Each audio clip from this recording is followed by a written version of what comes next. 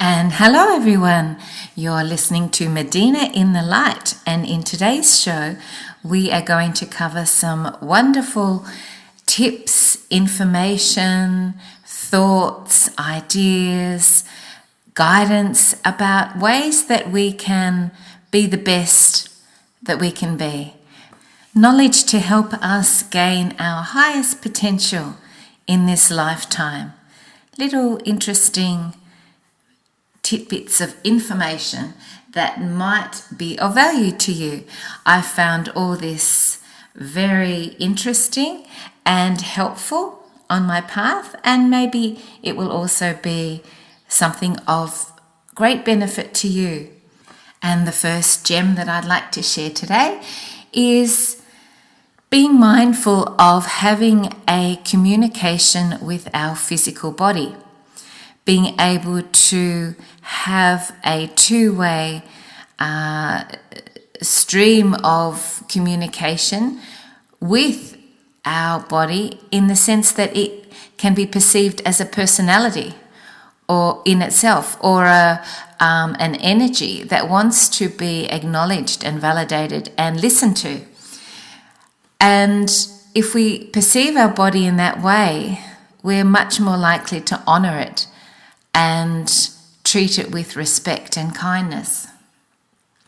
So here is a letter to my body. You might want to write yourself a letter to your body as well, and allow yourself to open the lines of communication so that you can hear what your body's saying to you. Of course, you can also do things like muscle test your body. If, for example, there's a particular food that you think might be perhaps not good for you, and you can muscle test whether your body wants it or not, or if you're drinking enough water, or if the quality of your water is good enough for you. These are all things that you can muscle test, but you can also listen to your body on the inner and allow it to talk to you. So here's a letter to my body. Dear loving and patient body of mine, I now recognize your everlasting loyalty and the wisdom and the knowledge you constantly communicate to me. Even as I listen not, you calmly waited year after year. I now appreciate your speaking out of my truth, your never-lying honesty, which helped save me more times than I was aware. I no longer have to run away and cut off from you, nor do I need to punish or betray you. I let go of suspicions that you never meant to hurt me or work against me. Instead, I acknowledge that you remind me of what is truly in my heart. I now totally trust you. I am therefore able to let go of all the blocks and tensions I store in you. I need never again desert, hurt, or punish myself. I am no longer afraid to love myself. While we're on the topic of the body, there's a wonderful person who is an expert in the area of the physical body called Eric Edmeades, spelled Edmeades.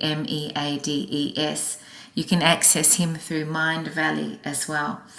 And he talks about, with the body, how we can treat it in a way that is going to help us in terms of the food and the nutrition and information about that, as well as exercise. He says that low fat is a lie, and it is sugar, he believes, that has to go from our diet. And he says there are different types of hunger. There's hunger for thirst. So you think you're hungry, but you're actually thirsty. So that's why it's so important to stay well hydrated, or you can overeat. There's hunger for variety. So there's hunger for different types of food, and that could be perhaps your diet is very limited and you're not having a lot of vitamins and minerals, and so you're getting hungry because your body's not getting all the nutrition it needs in terms of those vitamins and minerals and those types of things. Then there's empty stomach hunger, which is more of a true hunger. And then there's low blood sugar hunger. And then there's emotional hunger. So you are hungry because you are emotionally empty or sad, or there's an emotional void and you're trying to fill it with food, or perhaps numb emotions through eating, suppress emotions, and that's emotionally motivated hunger. And then there's nutritional hunger, which in essence he believes is the only real hunger. So when you eat nutritionally rich foods, you feel much better because you don't get the other types of hunger and you're satisfying your body's need for nutrition. So it's essential that you eat enough of all the different types of food so that you're getting a whole range of goodness in your body. And I think that's where people can get stuck. They can often eat the same foods over and over again. So in terms of this gauge of hunger, really good to talk to your body, listen to your body about what type of hunger it's feeling and whether it's real hunger or one of the other categories of hunger that is motivated by something other than nutritional hunger. And on the topic of hunger and weight and bodies, here is a poem that I wrote from my book Hilarious Poems, which you can order a copy via my website medyhne.com, Medyhne.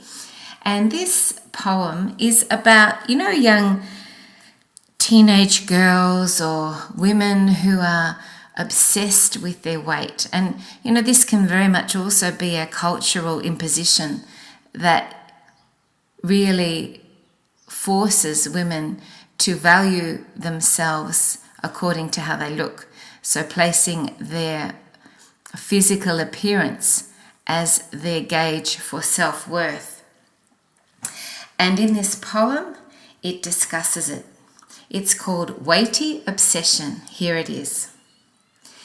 Is 1 kilo such a crime? Why do girlfriends waste their time whining about being fat? Nothing bores me more than that. When our air could use more trees, they complain of pudgy knees. And though the homeless have no home, they blame their weight and fret and moan. Oh, if I could only eat a smaller meal, I'd be petite. It drives me nuts and bonkers too when there is so much more to do. Why don't we raise some needed cash? Worries would leave in a flash. For sick kids in dire care and leave obsessing over there. Focus on important stuff than perfect looks and all that fluff. Trivia distracting us from making all the proper fuss. Do the things that really matter, not about, I'm getting fatter. Oh, my face is awfully round. I might faint. I gained a pound. I implore teenagers to hear, weight is not the issue here. It's the lack of worth which comes whinging about boobs and bums.